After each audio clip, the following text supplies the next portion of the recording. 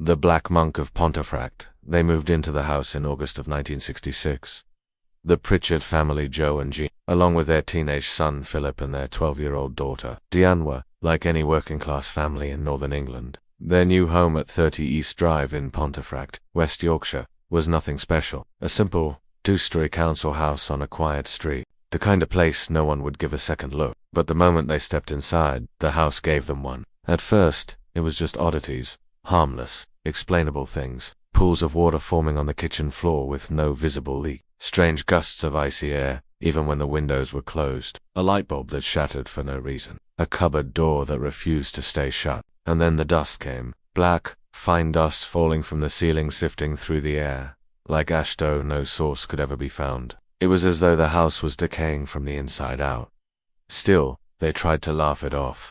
Blamed the plumbing, the weather, the house settling. But the house wasn't settling. It was waking up. One afternoon, Jean entered the kitchen to find every cabinet and drawer open. A loaf of bread had been flung across the room. A plant had been yanked out of its pot. Objects started vanishing, only to appear in bizarre places. Keys inside the fridge, cutlery stacked like crosses under Diane's bed, and the noises, bangs in the walls, rhythmic knocking at night, heavy, deliberate footsteps on the stairs when everyone was accounted for.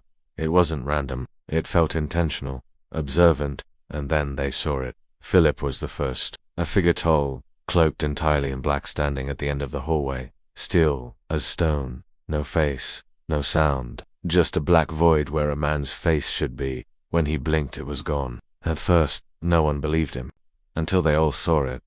It started appearing in mirrors, in the corners of rooms, in the doorway while they ate dinner, always watching, always silent.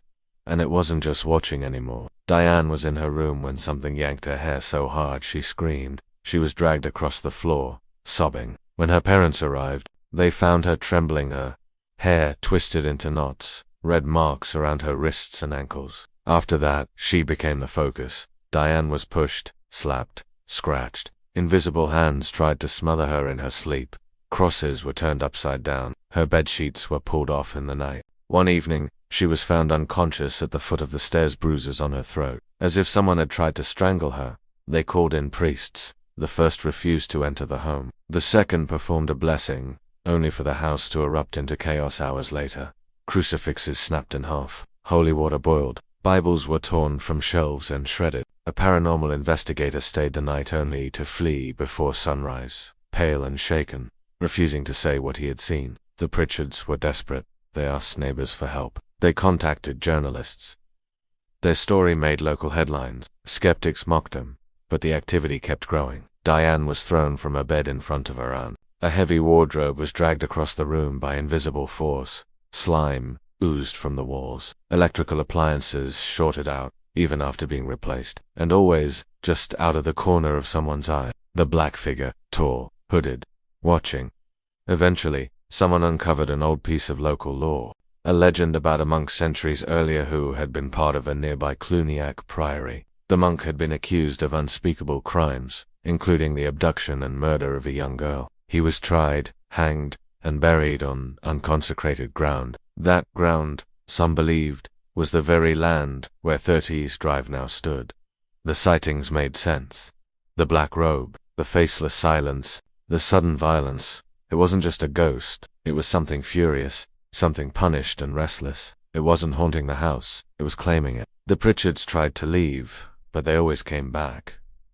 Financial constraints, family obligations, and perhaps, beneath all that, a hope that it would just stop. Eventually, the activity slowed, not gone, but quieter, like it had taken what it wanted or grown bored. The family moved out, the house changed hands, but the stories never stopped. Visitors today still report unexplained cold spots, strange noises, and an overwhelming feeling of being watched. Some say they've seen the black figure standing at the top of the stairs, others hear knocking at the walls. One man spent the night and woke up with handprints around his neck. No one stays long. The house has been investigated countless times. Paranormal researchers, television crews, ghost hunters. Others leave convinced that what resides there is not a human spirit, but something darker, something ancient. Today, 30 East Drive stands, just as it did in 1966. Plain, quiet, unassuming. But beneath the floorboards and behind the walls, the story continues. The Black Monk of Pontefract is still there, still watching, still waiting.